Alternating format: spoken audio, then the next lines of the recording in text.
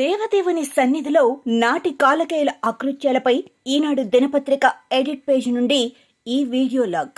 కొండ వంటి దేవుణ్ణే కొలిచే దేవుడు అంటూ అమేయ భక్తి ప్రవత్తులతో తిరుమల వెంకటనాథుడికి చేతులు జోడించాడు అన్నమయ్య.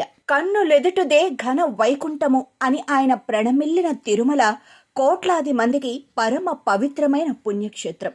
ఇతడే మా దేవుడు, శ్రీపతి అయిన దేవుడు, శ్రీ వెంకటాద్రి దేవుడు అనుకుంటూ పిల్లా పాపలతో కొండకు వచ్చి మొక్కులు తీర్చుకుని అశేష భక్తజనవాహినికి శ్రీవారు లడ్డు అంటే సాక్షాత్తు ఆ వెంకటేశ్వరుడే ఆశీర్వదించి అనుగ్రహించిన దివ్య ప్రసాదం. కాసుల కక్కుర్తితో దాన్ని అపవిత్రం చేసిన వైకాపాసురుల మహాపాతకాలు ఒక్కొక్కటిగా వెలుగు చూస్తున్నాయి. వెంకటేశుడి భక్త కోటి హృదయాలను అవి తీవ్రంగా గాయపరుస్తున్నాయి. జగన్మోహన్ రెడ్డి జమానాలో ఒక్క చుక్క పాలను సేకరించకుండానే ఏవేవో రసాయనాలు కలిపి కల్తీ నెయ్యి తయారు చేసి తిరుమలకు పంపిన బోలేబాబా డైరీ భాగోతం సిట్ దర్యాప్తులో బయటపడింది.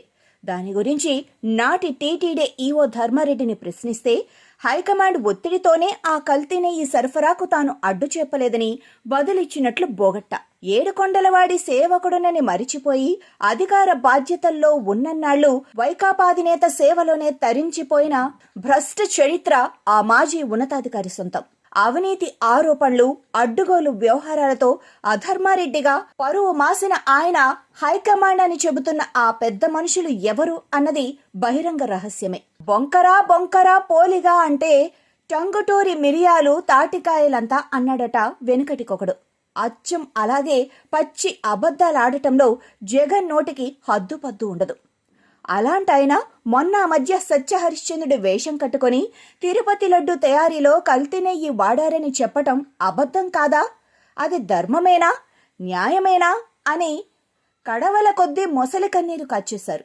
జగన్ ఏలుబడిలోనే టీటీడీకు బోలేబాబా డైరీ నిర్వాహకులు 68.17 లక్షల కిలోల కల్తీ నెయ్యిని సరఫరా చేసి 251 కోట్లకు పైగా జేబులో వేసుకున్నారని ఎవరో కాదు, సుప్రీంకోర్టు నియమించిన ప్రత్యేక దర్యాప్తు బృందమే నిగ్గు తేల్చింది.